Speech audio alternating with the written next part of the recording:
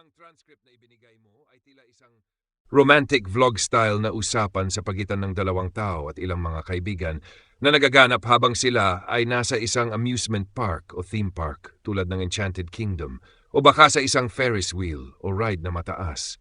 May mga bahagi ring tila kulitan, may halong landian at mga damdaming ibinubunyag sa isa't isa. Nandun din ang presensya ng mga kaibigan o staff tulad ng JJ, Host Go, Kuya Rob at mga kalingap.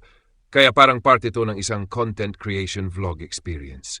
Buod ng salaysay, dalawang tao ang nagkakabonding habang nakasakay sa isang ride. Maraming biro, lambing at tahasang pagpapakita ng pagmamahalang nangyari. Sa simula, pinapakiramdaman pa nila ang isa't isa, nagtatawanan at nagpapalitan ng biruan gaya ng nalaglag na tayo at safe ka sa akin. Habang tumataas ang ride, napag-usapan nila ang kanilang mga pangarap bilang magkasintahan, tulad na maging sila, makapag-travel at mas makasama ang isa't isa sa mga karanasan sa buhay. Minsan nagiging seryoso ang usapan, may pagpapasalamat sa effort ng isa, may pag-amin ng damdamin at pagpapakita na pinili nila ang isa't isa sa kabila ng ibang taong pwedeng piliin.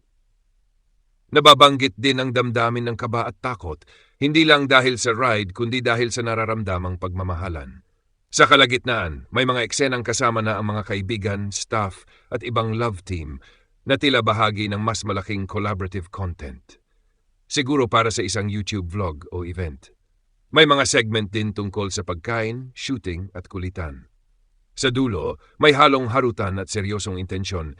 Nagbibigay ng comfort ang lalaki habang nagpapakita ng sincere na pagsuporta at pagnanasa na mapasaya ang kasama niya.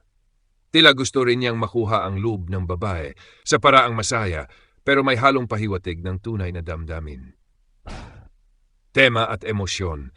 May halatang pagkagusto at kilig sa pagitan ng dalawa. Kabatsaya, mix ng takot sa ride at kilig sa presensya ng minamahal. Pagpapahalaga, may pasasalamat at pagpili sa isa't isa. Pagkakaibigan at kulitan,